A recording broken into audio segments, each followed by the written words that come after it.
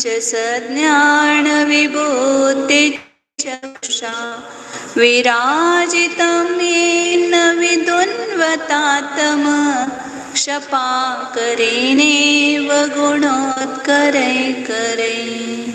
वासुपूज्य भगवान की स्तुति।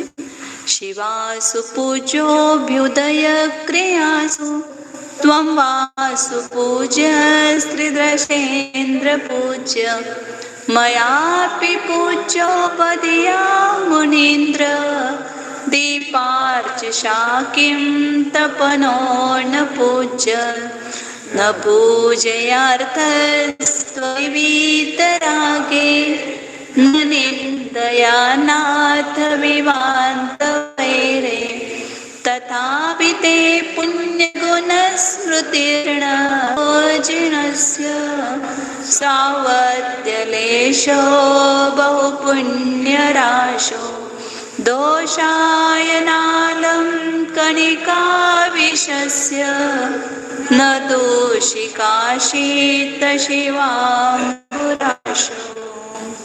नमो।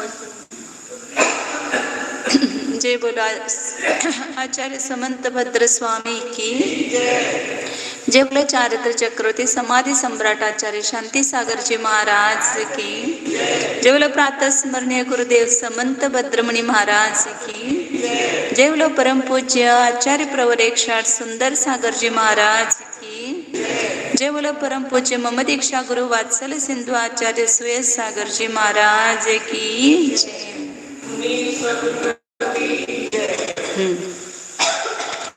वासु पूज्य तीर्थंकर की स्तुति करते हुए आचार्य कह रहे हैं कि भगवान आपकी पूजा स्वर्ग के इंद्रों ने की थी। आप सभी क्रियाओं में पूज्य हो, इसलिए मैं भी आपकी पूजा करता हूँ। भले अल्प बुद्धि लेकिन फिर भी मैं आपकी पूजा करता हूँ। आप तो वीतराग हो, आपको हमारी पूजा से कोई मतलब नहीं है, कोई प्रयोजन नहीं है। आप पूजा करो या नहीं करो, उनको कोई राग नहीं उत्पन्न होगा, न द्वेष उत्पन्न होता है। ये भक्त आकर के बहुत अच्छे अच्छे फल चढ़ा रहे हैं तो ये बहुत बड़ा भक्त है, इसको खुश करना, उसको पुण्य बहुत देना। और जो भक्ति नहीं करता है, भगवान की निंदा कर रहा है तो उनको दूषण देना, ये आपका कोई स्वभाव नहीं है। आप तो वैर से रहित हो, इसलिए आपको निंदा से भी कोई प्रयोजन नहीं है। लेकिन फिर भी हम आपके गुणों की जो स्तुति करते हैं, आपको प्रयोजन नहीं होने पर भी वो हमारे मन को पवित्र करने के लिए करते हैं। मतलब उससे हमारा मन पवित्र होता है भगवान की पूजा करने से। वो तो अपने आत्मस्वरूप में लीन है, उनको क्या है। और भगवान की पूजा करते हुए थोड़ी बहुत हिंसा भी हुई, मतलब आरंभ भी हुआ है। आरंभ हिंसा है ना, लोगों को लगता है कि पाप कहाँ होता है भगवान की पूजा करते समय। तो आप जो अष्टद्रव्य तैयार करते हैं उसमें आरंभ होता है तो वो पाप ही है एक प्रकार से। पाप मतलब लोगों को क्या लगता है, पाप मतलब बाहर कोई जीव को मारना या झूठ बोलना ही पाप है। जो हम आरंभ कार्य करते हैं, परिग्रह रखते हैं, नौकरी करते हैं, पाप है कि पुण्य है? डॉक्टर लोग तो क्या पैसा कमाते और इधर बोलते हम सेवा करते हैं सब जनता की। तो ये पैसा कमाना, हाँ आप बिना पैसा लेकर के सेवा करो तो पुण्य मिलेगा, लेकिन पैसा लेकर के करते तो उसमें पुण्य नहीं है। हाँ फिर भी अच्छी भावना से करते उसमें थोड़ा बहुत होगा, उस ऐसा कुछ नहीं। लेकिन मुख्यतः कि हम जो परिग्रह और इसका अर्जन करते हैं, आरंभ करते हैं, ये सब पाप ही है। तो पूजा के लिए आरंभ करना पड़ता है तो उसमें थोड़ा सा पाप होता है, तो भी वो उससे ज्यादा पुण्य की प्राप्ति होती है। इसलिए थोड़ा सा पाप हुआ तो भी वह बहुत पाप के आगे बहुत नगण्य, उस बहुत पुण्य के आगे वो बहुत नगण्य है, इसको गौण कर दिया। जैसे अपन व्यवहार में भी कोई काम करते हैं तो कौन सा काम करते हैं, जहाँ जिसमें फायदा हो और तोटा कम हो, ऐसा ही काम करते हैं ना। अधिक से अधिक लाभ हो, यहाँ पर कौन सा करते हैं, ज्यादा से ज्यादा लाभ हो और तोटा कम हो, नुकसान कम हो, ऐसा ही कार्य हम करते हैं। तो ये पूजा रूप कार्य, भक्ति रूप कार्य भी ऐसा ही है। इसमें सब ज्यादा फायदा है, लाभ है और तोटा तो बहुत कम है, नहीं के बराबर है। इसलिए ये भगवान की भक्ति अधिक में भले थोड़ा बहुत आरंभ हुआ तो भी आप उसकी चिंता मत करो। उससे जो पुण्य कितना अपन सुनते पढ़ते हैं इसमें पुराणों में, इसमें कि उनकी मतलब भगवान की पूजा करने से कितना पुण्य हुआ और भगवान की विराधना करने से कितना पाप कमाता है जी। धन्य कुमार की जब कथा पढ़ते हैं तो उसने थोड़ा सा पूजा का द्रव्य हरण किया, अपने लिए उपयोग किया, मंदिर की या कोई भी वस्तु थोड़ी सी भी अपन उसमें चोरी करते हैं तो बहुत बड़ा पाप कमाते हैं। और थोड़े से उन्हें एक बार मुनि राजाओं को आहार दिया तो उससे कितना पुण्य बंदा उसका, तो सब पूरा पुण्य में बदल गया पाप। तो हाँ, तो देव शास्त्र गुरु की भक्ति में पूजा में बहुत पुण्य का संचय होता है। मतलब अपने परिणाम ही इतने विशुद्ध होते हैं कि जिससे पुण्य की प्राप्ति होती है। पुण्य की प्राप्ति के लिए नहीं करना है, लेकिन पुण्य अपने आप मिलता है। सबसे ज्यादा लाभ अपने इस जीवन में देखना, हर घड़ी परिणामों की विशुद्धि। जहाँ अपने को आनंद आ रहा है, परिणामों की विशुद्धि हो रही है, समझना ये लाभ हुआ। नहीं तो आप बोलेंगे पिक्चर देखकर भी हमको आनंद आ रहा है, लाभ होता है। तो आगे आप बता रहे हैं कि अब हमारे पास जैसे मुनिराज हैं, उनके पास भी कोई भी द्रव्य नहीं है, कैसे तो पूजा करेंगे? तो उसके लिए उत्तर दे रहे कि आपके पास बाह्य वस्तु ही वास्तव में पुण्य का या पाप का कारण नहीं है। ये यहाँ पर बता रहे हैं। 4 नंबर का श्लोक है इसमें और 59 नंबर का है। यद वस्तु बाह्यं गुणदोष सूतेर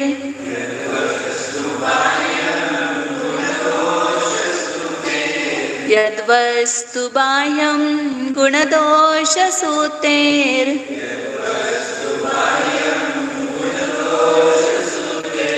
निमित्तमभ्यंतर मूल हेतो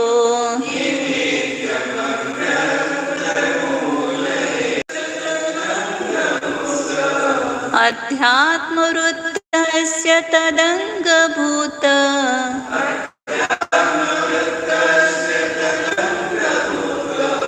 मभ्यंतरं केवलमप्यलं ते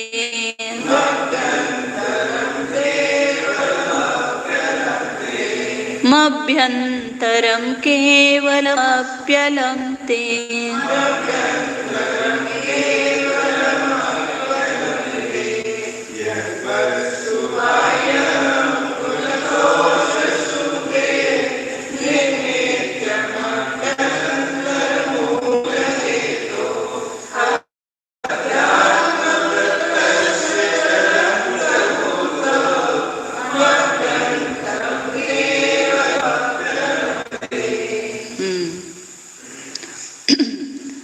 बहुत बड़ा सिद्धांत बन रहा है आचार्य इतना यहाँ पर अपने को कि यद वस्तु गुण दोष, पहले संधि विच्छेद करते, यद वस्तु बाह्य गुण दोष सुते निमित्तम अभ्यंतर मूल हेतो हो अध्यात्म वृत्तस्य तद अंगभूतम अभ्यंतरम केवलम अपि अलम ते।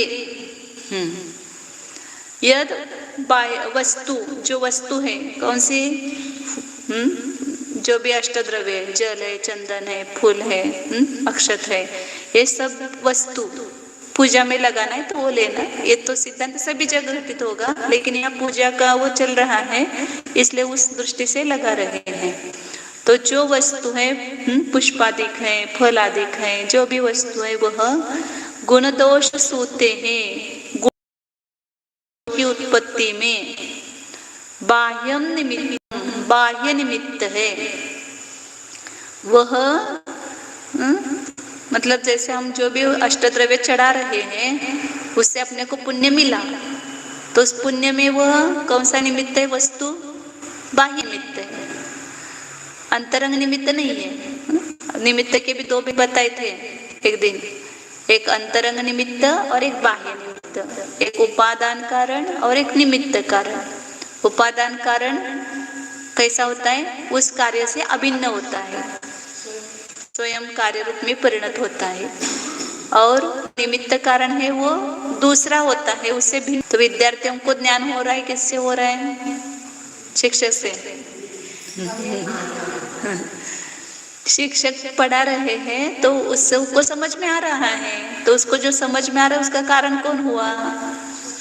तो दो कारण लगाना यहाँ पर, अंतरंग कारण और बहिरंग कारण। उसमें स्वयं में ज्ञान है। टेबल में समझ में आता है कि टेबल को शिक्षक पढ़ाते हैं ना, डेस्क क्यों नहीं समझ में आता है? बोर्ड को समझ में आता है क्या? नहीं। फिर इसको समझ में आता है जो ज्ञानमय जीव है उसको ही समझ में आता है। तो उसका अंतरंग जो कारण है वो उसका स्वयं का ज्ञान है, उसकी उपादान शक्ति समझने की, और उसमें वो निमित्त बना। शिक्षक का जो पढ़ाते ही कार्य नहीं होता है, यहाँ पर ये बताना है। निमित्त के बिना भी नहीं होता है, लेकिन निमित्त ही बलवान नहीं है, मतलब निमित्त की उत्पत्ति नहीं होती है, हमको कम आता है। कोई भी बात नहीं, नहीं। मतलब सबकी अपनी अपनी उपादान शक्ति के अनुसार एक विद्यार्थी को 100 नंबर मिलते, एक को 80 मिलते, 70 मिलते, को 10 मिलते, को 35 मिलते, एक तो क्या होता है। तो निमित्त से यदि कार्य होता तो सबको समान मिलने चाहिए थे नंबर। सबको समान पढ़ाया कि नहीं पढ़ाया? क्या अलग अलग विद्यार्थी को लेकर के पढ़ाया है? सबको समान पढ़ाया। तो इससे समझ में आता है कि जी बाह्य वस्तु होती है वो क्या है, केवल निमित्त कारण है। तो जो पूजा आदि करते समय हमें जो पुण्य का बंध हुआ, उसमें उस सामग्री के अवलंबन से हमारे परिणामों की विशुद्धि हुई। तो वह सामग्री भी क्या बनेगी? पुण्य में निमित्त बनेगी। अब उसमें भी ये होता है कि लोग सामग्री चढ़ाते किसके, मतलब दोनों भी ये नहीं करना, गलती नहीं करना। मतलब कोई कोई क्या करते हैं, इस बाह्य वस्तु से क्या होता है, हाँ उसका कैसा भी चढ़ाओ, उससे क्या पुण्य बनता है? अपने परिणामों से बनता है। लेकिन अपने परिणाम होने में वो जो अष्टद्रव्य है या जो सामग्री है, जो उपकरण है, वे भी निमित्त बनते हैं।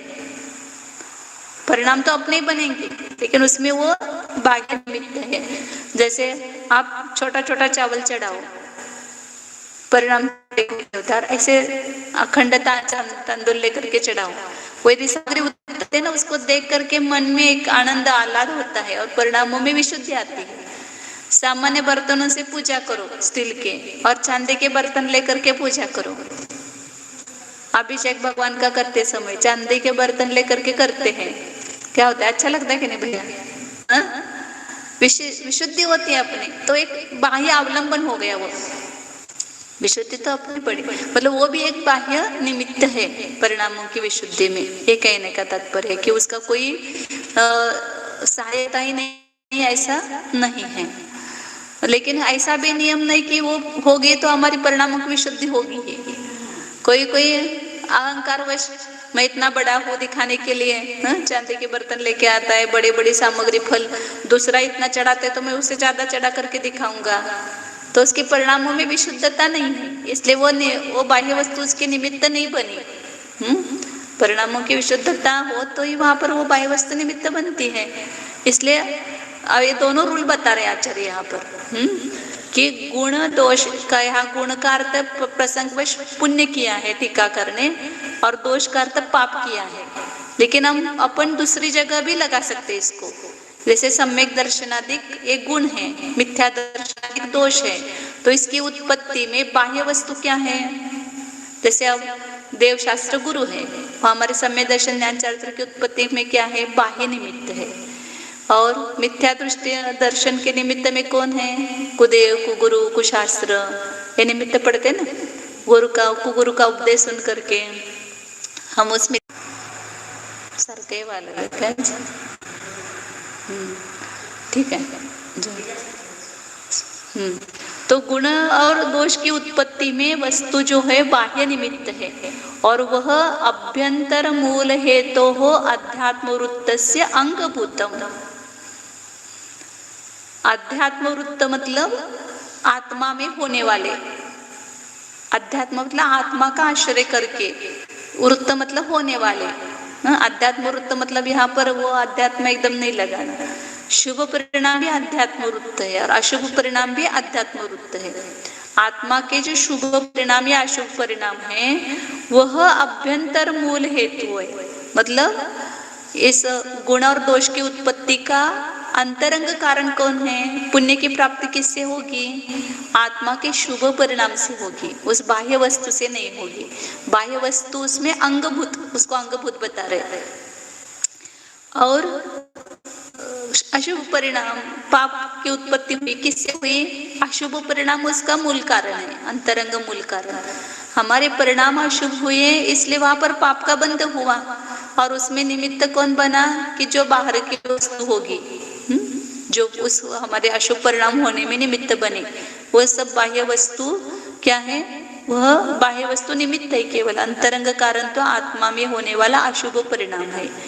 तो इसलिए जो वस्तु गुण और पुण्य और पाप की उत्पत्ति में बाह्य निमित्त है, वह आत्मा में होने वाले अंतरंग जो मूल कारण है शुभाशुभ परिणाम, उसका अंगभूत है, मतलब सहायभूत है, सहकारी कारण है, गौण है वह। अंगभूत है मतलब मुख्य होता है, अंग गौण होता है। तो वहां पर उसके अंगभूत है। आचार्य उनकी भाषा देखो और हमारी भाषा देखो कैसे होती है। एक ऐसा प्ररूपणा करते ना, पूरे इसको ही उखाड़ते हैं, मतलब बाह्य क्रियाओं को ही, तो वो भी गलत है। और कोई बाह्य क्रिया को ही महत्व दे करके उसका ही पोषण करते हैं, वो भी गलत है। दोनों का समन्वय, आचार्यों की भाषा का उपयोग सब जगह करो। आचार्य बाह्य कारण को उड़ा करके फेंकते भी नहीं है, उसको वो बाह्य निमित्त है, सहकारी कारण है, गौण है, ऐसा कह करके उसका स्वीकार करते हैं, उसका निराकरण नहीं करते हैं। तो आचार्य कह रहे कि अंगभूतम। फिर मतलब कौन कारण होगा? पुण्य पाप का मूल कारण कौन है? अपने परिणाम। मतलब वहां मंदिर में गए, लेकिन कमाई हमें कौन सी करनी चाहिए? पुण्य की कमाई कब होगी? हमारे शुभ परिणाम होंगे तो। और भगवान को देख करके दूसरे भाव होने लगे तो, विकार परिणाम होने लगे, या दूसरे कुछ याद आने लगा तो वहां पर पुण्य की प्राप्ति नहीं होगी। एक जगह क्या था, एक मंदिर था और उसमें उस मंदिर में एक पुजारी पूजा करता था रोज, और उसके सामने ही एक नर्तकी रहती थी। तो रोज वो नर्तकी का पेशा क्या? इस नाच दिखाना, गाना गाना, नाच दिखाना, लोगों को खुश करना और पैसा कमाना। तो वो अपनी इस व्यापार से अपने को कोसती थी बार बार। उसको लगता था कि मेरा धंधा अच्छा नहीं है। वो पुजारी कितना अच्छा है, देखो उसका जीवन कितना अच्छा है। मैं तो पूरा दिन कैसा कमाती हूँ, लोगों को मनोरंजन करने में और पैसा कमाने में लगाती हूँ। उसका जीवन देखो, वो सब पूरा भगवान को समर्पित है। तो उसके जैसा मुझे भी अपना जीवन भगवान को समर्पित करना चाहिए। ये मेरा जो व्यापार है वो अच्छा नहीं है। वो अपनी निंदा करा करते थे और उस पुजारी की स्तुति करते थे, और भगवान की भक्ति में मुझे कब ऐसा मौका मिले, मेरा कब ऐसा सौभाग्य हो, ये मेरा कितना दुर्भाग्य है, ऐसा वो अपने निंदा करा करती थी। और उधर वो पुजारी भगवान की पूजा करता था, लेकिन उसके परिणाम क्या होते थे? उस नर्तकी में उसका मोह, वो बोलता था कि देखो कि वो नर्तकी का कितना अच्छा है, अब क्या कर रही होगी, अब वो नाच कर रही होगी, साज श्रृंगार किया होगा, सब लोग कितना आनंद लूट रहे होंगे। ऐसा मंदिर में बैठ करके वैसा भाव करता है। और योगा योगवश क्या हो गया? दोनों की मृत्यु एक ही दिन हो गई, और वो नर्तकी गई स्वर्ग में और पुजारी गया नरक में। तो किसका फल मिला? भाव का। मतलब बाह्य वस्तु निमित्त है, लेकिन उस बाह्य वस्तु को निमित्त करके हम यदि पुरुषार्थ नहीं करेंगे, हम अपने परिणाम को नहीं बदलेंगे, तो वो निमित्त भी नहीं बनेगी। वो बाह्य वस्तु, बाह्य वस्तु निमित्त तभी बनेंगे जब हम अपने परिणामों को सुधारेंगे। तो इसलिए यहाँ कहने का तात्पर्य कि मूल अंतरंग कारण कौन है? आत्मा में होने वाले अशुभ परिणाम, उस पाप पुण्य की उत्पत्ति के कारण है। इसलिए आचार्य कहते हैं अभ्यंतरम केवलम अपि अलम ते मतलब आपके मत में आपके मत में भगवान, आपके मत में पहले इसमें सिद्धांत बताया कि अभ्यंतर कारण कौन है और बाह्य कारण निमित्त कारण कौन है। अब आपके मत में अब किसी के पास बाह्य कारण नहीं है, तो पास अष्टद्रव्य नहीं है, तो केवल अंतरंग परिणामों को यदि जैसे कहीं जंगल में गए, पास में कोई सामग्री नहीं है, तो आपने भाव पूजा की तो पुण्य मिलेगा कि नहीं मिलेगा? मिलेगा। बताते ना सब लोग, महाराज जी ने बताई थी शायद, क्या सुरेश शर्मा जी ने बताए थे। वो सीकर जी में एक गरीब महिला थी, उसके पास कुछ भी नहीं था, तो उसके घर में ज्वारी थी, तो वो ज्वारी लेके गई थी और उसने क्या किया, सब इतनी भक्ति से सबसे पहले जाकर के, कोई न देखे अपने को, और भक्ति उसके अंदर में इतनी थी कि मुझे भगवान के दर्शन करना है, वंदना करना है, तो सब टोकों पे उसने थोड़े थोड़े ज्वारी चढ़ाई और वो आ गई नीचे। बाद में बड़े सेठ जी लोग वगैरह गए, जाकर के देखते तो कुंटुना टोक पर, इस पर गंदर टोक पर क्या चढ़ा है, इतने मोती चढ़े हैं। कौन ऐसा सेठ जी आके गया है, कौन ऐसा श्रीमंत यहाँ पर आया है कि उसने मोती चढ़ाए हैं? सबको आश्चर्य होने लगा और सबको जानने की जिज्ञासा हो गई कि कौन है वह। तो बाहर नीचे आकर के उन्होंने पूछा तो वो गरीब महिला थी। तो बोले ऐसे कैसे हो गया? हाँ, तो बोले कि उसने तुमने क्या चढ़ाया था? तो मैंने तो ज्वारी चढ़ाई थी। फिर सबको समझ में आया कि इसके भक्ति का है, हाँ, इसका इतना सौभाग्य है कि इसके ज्वारी भी मोती के रूप में परिणमित हो गए। हाँ हाँ हाँ, असं मला ऐकले कोणाकडनं, महाराजांनी कोणतं सांगितलं प्रवचन में बताया था। मतलब यह बाह्य वस्तु क्या है उससे ज्यादा महत्वपूर्ण नहीं है, जितना ज्यादा महत्वपूर्ण अपने परिणाम है। इसलिए परिणामों को महत्व दिया है। इसलिए आचार्य कह रहे कि बिना बाह्य कारण के, केवलम शब्द रखा है, केवलम अभ्यंतर अलम, उस गुण दोष की उत्पत्ति में केवल अंतरंग निमित्त भी समर्थ है, अलंकार का समर्थ है।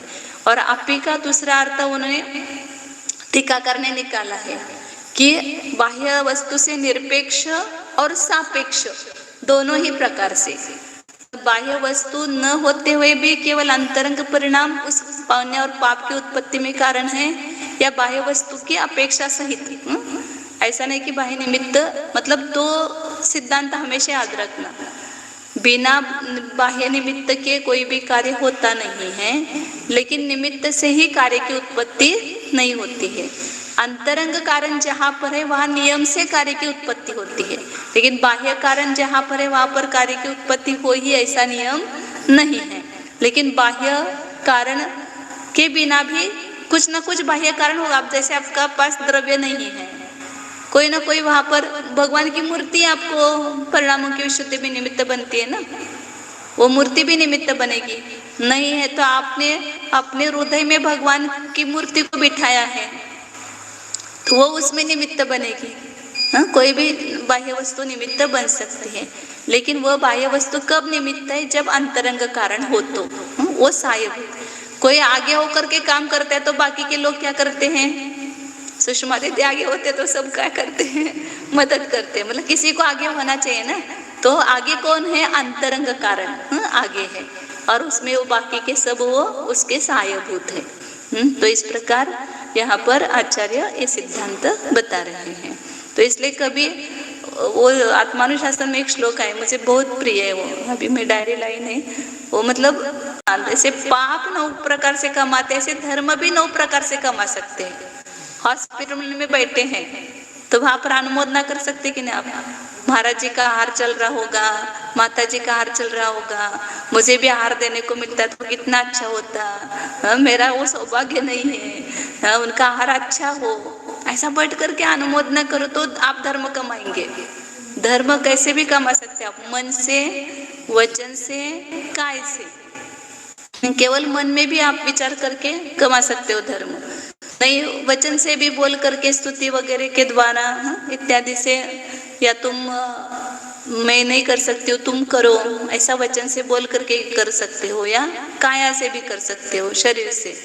और वो तीनों भी नहीं है तो स्वयं कर सकते हैं, या अपन नहीं कर सकते तो दूसरों से अपन करा सकते हैं। आज मुझे टाइम नहीं मिला है, तुम करके करो, या दूसरों को बुला करके, हमने बोला है ना आपको आओ शास्त्र सुनने के लिए, तो आपसे कराया हमने, तो हमने पुण्य कमाया और आप आए तो आपने भी पुण्य कमाया, कृत किया और कारित, ऐसे अनुमोदना।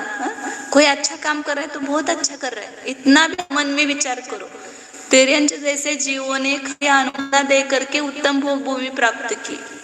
बंदर और वो सियाल का 3 जीव थे, और जब आदिनाथ भगवान का जीव और उसकी पत्नी श्रीमती रानी मुनिराजों का आहार दे रहे थे, तो उन्होंने वहां बैठ करके केवल अनुमोदना दी कि मुनिराजों का आहार चल रहा है, देख करके खुशी हुई, तो उनके समान पुण्य उनको बंद हुआ। वो दोनों भी उत्तम भोग भूमि में गए और वो तीनों पशु भी कहाँ गए, उत्तम भोग भूमि में उन्होंने जन्म प्राप्त किया। तो इस प्रकार मन से करो उतना चाहता वहां पर अपने को पुण्य मिलता है। आगे अब वही नियम आचार्य और 5वें श्लोक में बता रहे हैं कार्य का नियम। 5वां श्लोक लेते हैं। बाहेतरोपाधि समग्रतेयं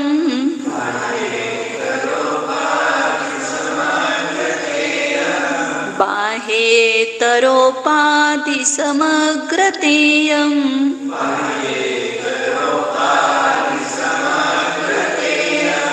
कार्येषु ते द्रव्यगत स्वभाव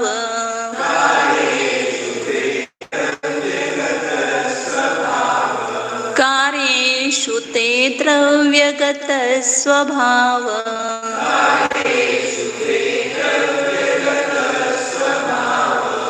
नैवान्यथा मोक्ष विदिश्च पुंसाम्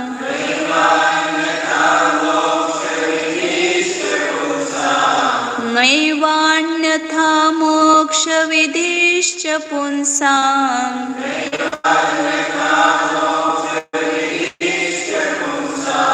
तेनाभिवन्द्यस्त्वं ऋषिर्बुधानाम्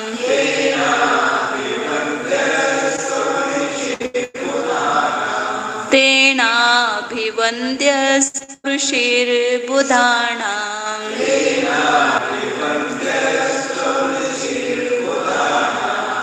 बाहेतरोपान्यथा मोक्ष विदिश्च पुंसाम् तेनाभिवन्द्यस्त्वं ऋषिर्बुधानाम्। क्या कहते हैं देखो, बाहेरोपाधि समग्रता इयं कार्येषु ते द्रव्यगतः स्वभावः न एव अन्यथा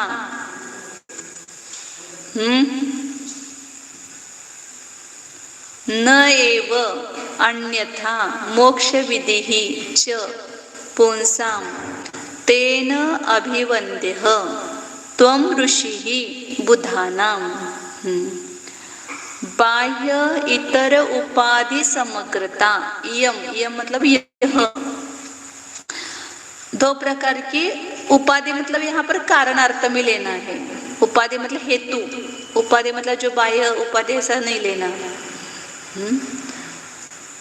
कार्येषु कार्यों में जो 2 प्रकार की सामग्री बताई ना, 2 प्रकार के कारण की पूर्णता बताई, तो वो बाह्य और अभ्यंतर कारणों की पूर्णता समग्रता मतलब सभी कारण प्राप्त होना, वह क्या है, द्रव्यगत स्वभाव। ते मतलब आपके मत में वह जीवादि द्रव्य का स्वभाव ही है। मतलब कोई भी कार्य होता है तो बाह्य अंतरंग और बहिरंग दोनों कारण मिलने पर होता है, ये वस्तु का स्वभाव है। ऐसा बताना कि हर एक कार्य अपन देखते हैं ना, हाँ, अंतरंग और बहिरंग कारण के बिना होता है क्या? हाँ, जैसे आपको रोटी बनाना है, आपके डिब्बे में आटा है, बन जाती है रोटी। आटे से तो रोटी बनती है, फिर क्यों नहीं बनती है? तो वहां पर उसके लिए बाह्य कारणों की भी आवश्यकता लगती है। बाई चाहिए, गैस चाहिए, तवा चाहिए, पानी, ये सब मिला करके कार्य होता है। तो केवल उपादान से भी कार्य की उत्पत्ति नहीं होती और केवल निमित्त से भी कार्य की उत्पत्ति नहीं होती। कार्य उपादान से होगा, लेकिन उसके लिए बाह्य निमित्तों की भी आवश्यकता लगती है। पेशेंट को ठीक करना है, किससे ठीक होता है पेशेंट? आपकी दवाई से ठीक होता है? किससे ठीक होता है? तो वहां पर सब निमित्त है। उसकी उपादानगत योग्यता, मतलब उसकी जो शारीरिक ये है क्षमता, वो ठीक होनी चाहिए। मतलब उसका पुण्य का उदय चाहिए, डॉक्टर मार्गदर्शन और जो दवाई बताते हैं वो दवाई, ये सब मिला करके उसका रोग ठीक होता है। आप कभी कभी एक ही दवाई आप देते हो, सबका रोग ठीक होता है तुरंत? उसी एक दवाई से किसी का ठीक होता है, किसी का नहीं होता है। तो प्रत्येक जीव की अपनी अपनी योग्यता है ना, उपादान कारण वो है, उसके शरीर में वो ठीक होने की योग्यता है तो वो ठीक होता है, और नहीं होना है तो नहीं। लेकिन उस ठीक होना है तो उसमें ये सब निमित्त बनते हैं, दवाई है, डॉक्टर है, और बाकी भी सब निमित्त बनते हैं। तो इसलिए यहाँ पर क्या आचार्य कह रहे कि हर एक कारण में, जैसे कुंभकार घट बनाता है तो मिट्टी से घट बनता है, तो मिट्टी खाली घट रूप बनती है, तो मिट्टी से अपने आप मिट्टी पड़ी हुई है तो घट बनता है क्या? नहीं। तो उसके लिए दंड, चक्र, चीवर, कुंभकार, ये सब निमित्त वहां पर होते हैं। तो बाह्य और अंतरंग दोनों कारणों की समग्रता जब होगी तब कार्य की उत्पत्ति होती है। ये स्वभाव ही हर एक कार्य में स्वयं वह द्रव्य उपादान कारण है, और उसमें जो अनुकूल रूप दूसरा द्रव्य है वो उसमें निमित्त कारण है। सभी कार्य अपने व्यवहार में उसी पर चले रहे ना। जैसे मेरा पढ़ाना निमित्त, आपका पढ़ना, स्वयं में समझना, वो अंतरंग कारण है और ये बाह्य कारण है।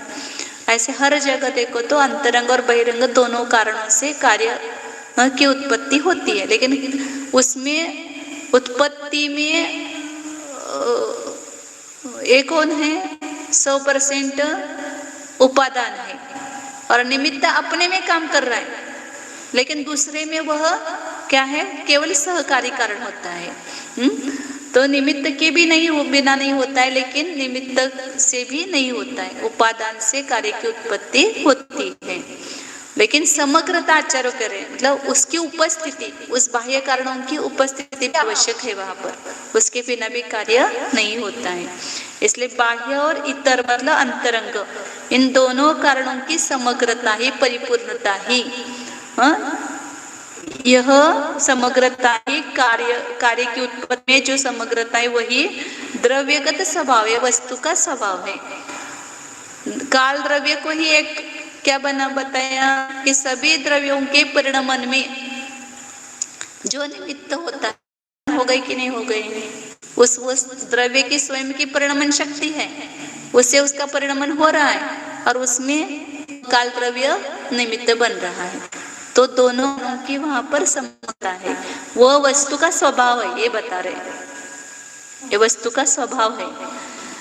न एव अन्यथा मोक्ष विधि ही च पुंसाम, पुंसा मतलब पुरुषों की, अन्यथा मोक्ष विधि भी नहीं होगी।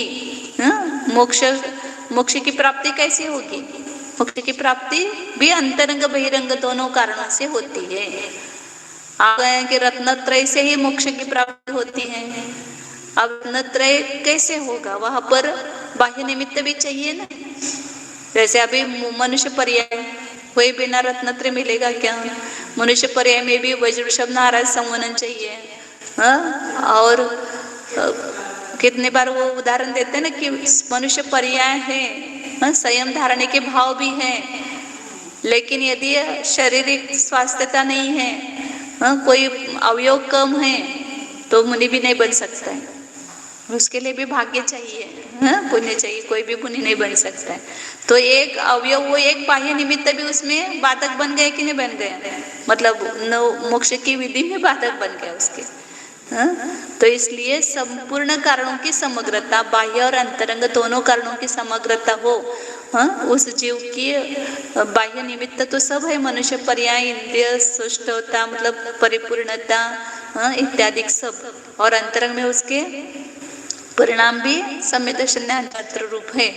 तो उन दोनों के निमित्त से वहां पर उसकी मोक्ष मार्ग में आरूढ़ होकर के वो मोक्ष को प्राप्त कर सकता है।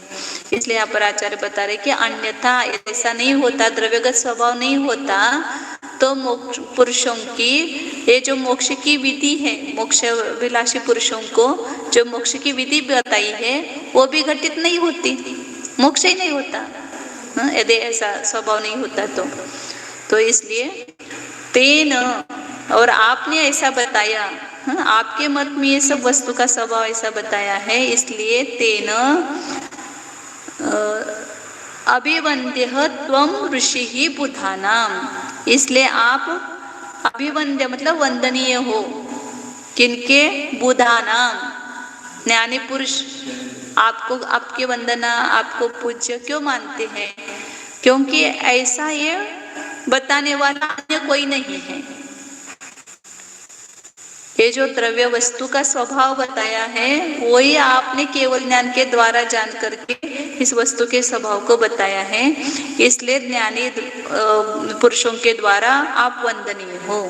और आप कौन हो? ऋषि ही, आप परम ऋषि, मतलब परम ऋषि है ना भगवान, परम ऋषि। केवल ज्ञान रूपी रुद्धि केवल आर्यंत को ही प्रकट होती है, बाकी सब मुनिराजों को अन्य सब रुद्धि प्रकट होती है, लेकिन केवल ज्ञान रूपी रुद्धि किनको होती है? आर्यंत को ही होती है। तो इसलिए परम ऋषि है, रुद्धि धारक उसको ऋषि कहते हैं। तो ऋषि ऐसे आप ज्ञानी पुरुषों को वंदनीय हो। लग गया श्लोक?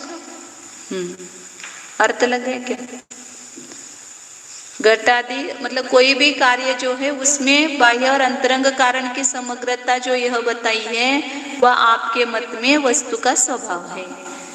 और यदि ऐसा वस्तु का स्वभाव नहीं होता तो पुरुषों को मोक्ष की विधि भी नहीं घटित होती, मतलब मोक्ष भी प्राप्त नहीं होता।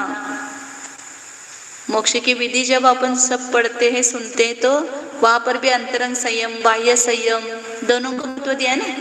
केवल अंतरंग संयम हो, हमारे पास बाह्य संयम नहीं है, हमने व्रत नहीं लिए, हम तो गृहस्थ में रह करके बहुत अच्छी साधना करते हैं, बोला मिलेगा क्या मोक्ष? नहीं। जब तक आप बहिरंग निर्ग्रंथता भी नहीं आएगी तो वास्तव में अंतरंग निर्ग्रंथता भी नहीं आती है। घर में बैठ करके हम इतना विशुद्ध परिणाम नहीं बना सकते जैसे मुनिराजों का है। वो एक उस गृहस्थ अवस्था की आप उच्च दशा कह सकते हो, एक परिणामों की विशुद्धि कह सकते हो, लेकिन मुनि जैसी विशुद्धि वहां नहीं आ सकती है। तो इसलिए आचार्य कह रहे हैं कि तो मोक्ष विधि वहां पर अंतरंग बहिरंग दोनों कारणों की समग्रता बताई है। अंतरंग संयम भी चाहिए और बाह्य संयम भी चाहिए। 5 महाव्रत, 5 समिति, 3 गुप्ति इत्यादि जो है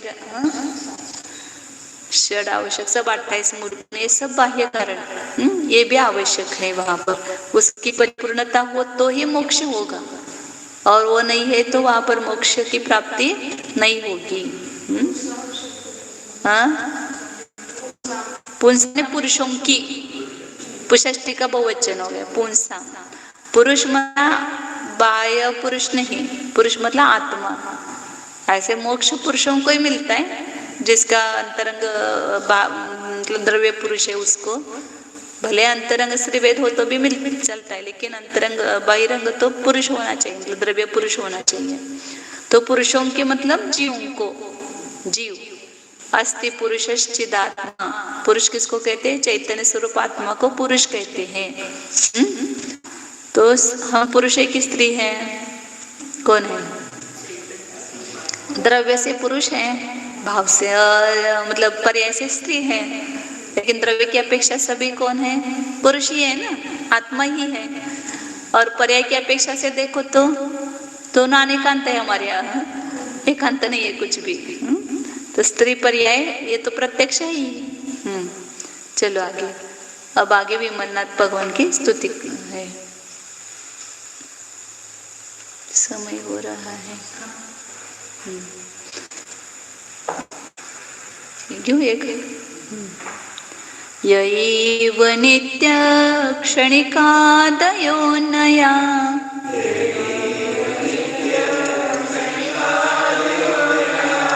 मिथोनपेक्षा स्वप्रणाशिन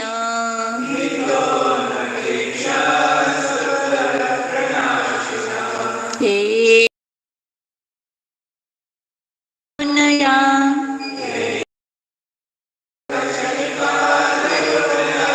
मिथोनपेक्षा स्वप्रणाशिन मिथोनपेक्षा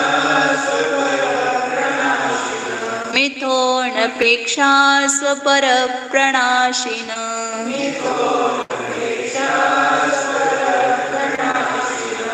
तयेव तत्त्वं विमलस्य ते मुने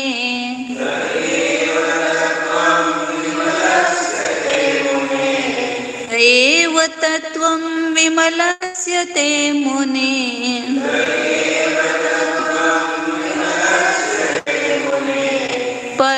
परस्परेक्षा स्वपरोपकारिण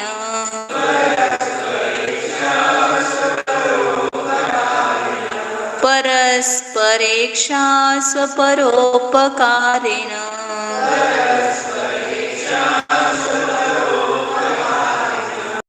एव नित्य क्षणिका नया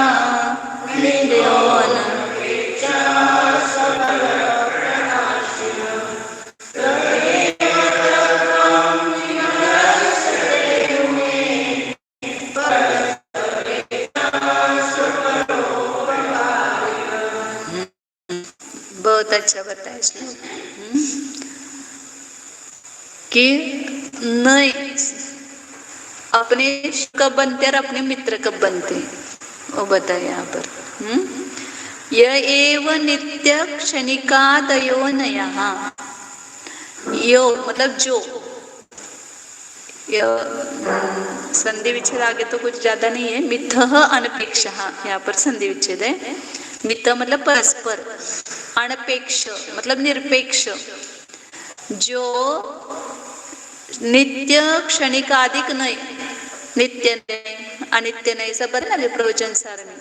नित्य न्याय क्या करता है, वस्तु को नित्य बताता है, क्षणिक नए वस्तु को क्षणिक बताता है, एक नए वस्तु को एक बताता है, शून्य नए वस्तु को पर से रहित बताता है, शून्य बताता है, ऐसे सब नए बताए। तो ये है वो कैसे होने चाहिए। अन्य जो एकांतवादी है वे कैसे मानते हैं, सर्वथा मानते हैं, एक ही धर्म को सर्वथा मानते हैं, दूसरे की अपेक्षा नहीं लेते हैं।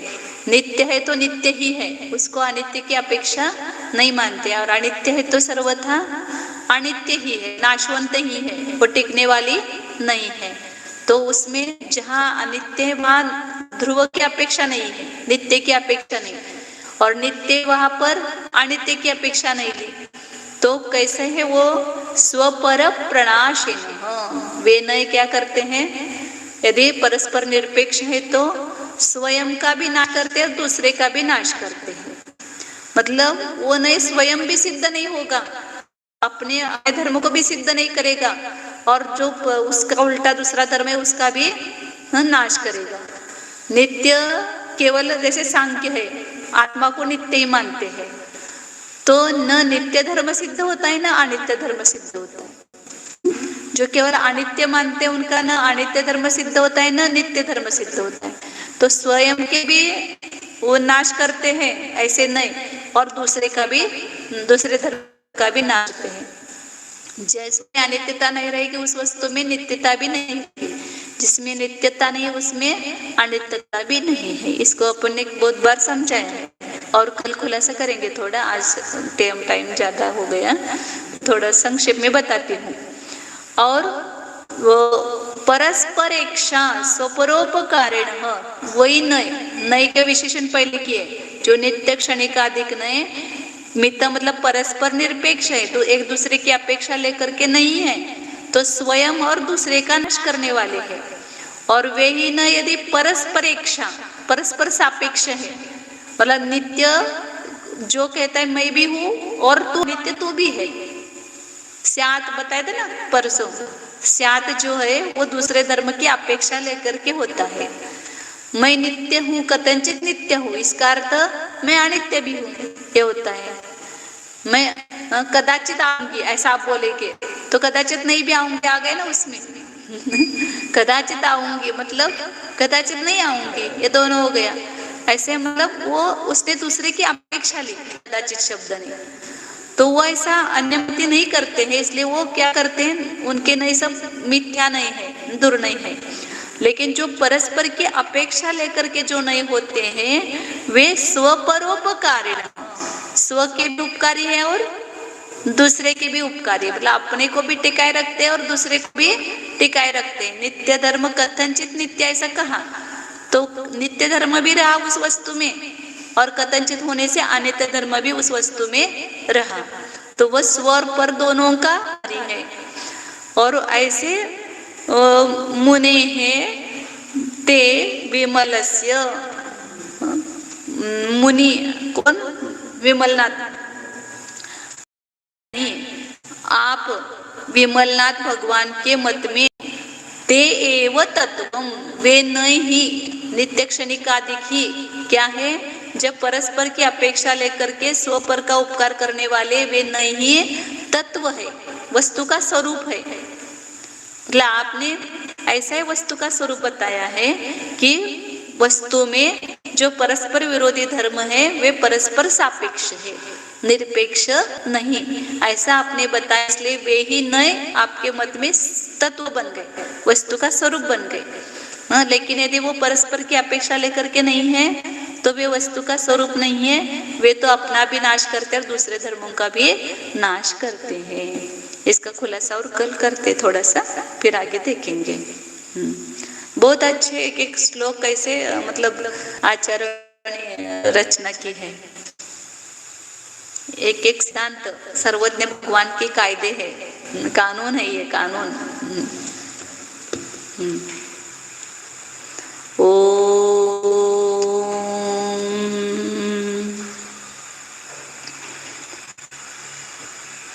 जानिए विमल ऐसे अपनी निज आत्मा को जानिए, त्रिलोक पूज्य ऐसे अपनी निज भगवान आत्मा को जानिए। मैं स्वयं वासु पूज्य हूँ, मैं अपने गुणों के कारण अपने ही द्वारा पूज्य हूँ, अपने आत्मा के स्वयं के साधन के द्वारा पूजा करो। पूजा मतलब कुछ अष्टद्रव्य से नहीं, इस भगवान आत्मा की भक्ति करो। कैसा यह अनंत गुणों से समृद्ध है, अनादि निधन अकृत्रिम स्वतः सिद्ध है, संपूर्ण रागों से रहित निरंजन है, निष्कलंक है। किस बारे में बोल रहे हैं? इसी शरीर में जो यह अनादि अनंत कारण परमात्मा है उसकी भक्ति में अपने उपयोग को लगाओ। भक्ति मतलब उसके स्वरूप को जानना, और उसका स्वरूप ही ऐसा महिमावंत है कि जिससे अपने आप उपयोग एकाग्र हो जाता है। तो जानो, अपने स्वरूप को जानो। यह मैं समृद्धशाली हूँ, अनंत गुणों की निधि हूँ। इस मुझ में कोई भी मल नहीं है, द्रव्य कर्म रूपी मल नहीं है। ज्ञानावरण आदि 8 कर्म मुझ में नहीं है, वे अपने में है, मैं अपने में हूँ। ये रागादि भाव कर्म रूपी मल मुझ में नहीं है, मैं इन रागादि भाव से रहित ज्ञाता दृष्टा हूँ, निर्विकार निष्कषाय स्वरूप हूँ, निर्मल हूँ, विमल, देखो अपने को विमल। जैसे अन्य वस्तुएं हमें निर्मल दिखाई देती है, लेकिन अपना आत्मा ही निर्मल दिखाई नहीं देता है, तो मल का अभाव कैसे होगा। इस निर्मल आत्मा का आश्रय करो, तो ये संपूर्ण अंतरंग बहिरंग मल अपने आप नष्ट हो जाएंगे। यह मेरा आत्मा ही परम पवित्र है, परम विशुद्ध है।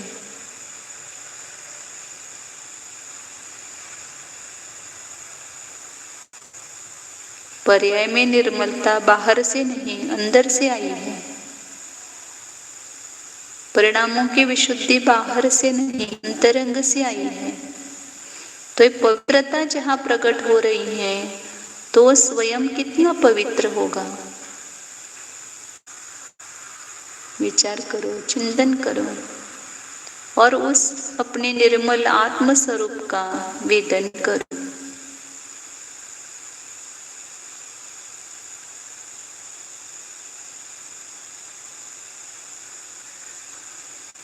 निर्मल चैतन्य स्वरूपोऽहम्,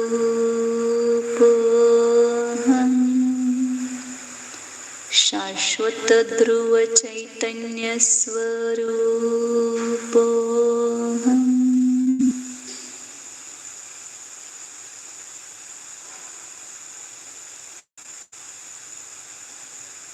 स्वच्छत्व शक्ति संपन्न स्वरूपोऽहम्,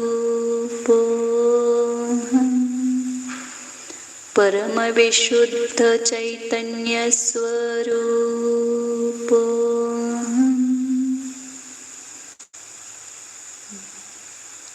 सदानंद स्वरूपोऽहम्,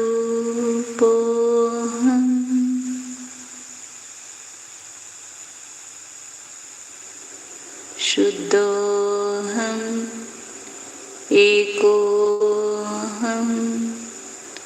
द्वयोऽहम्,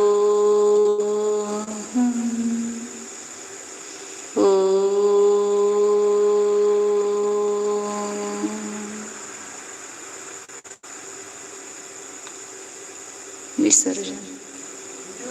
नमो अरिहन्तानं, नमो सिद्धाणं, नमो आयर्याणं, नमो वज्रा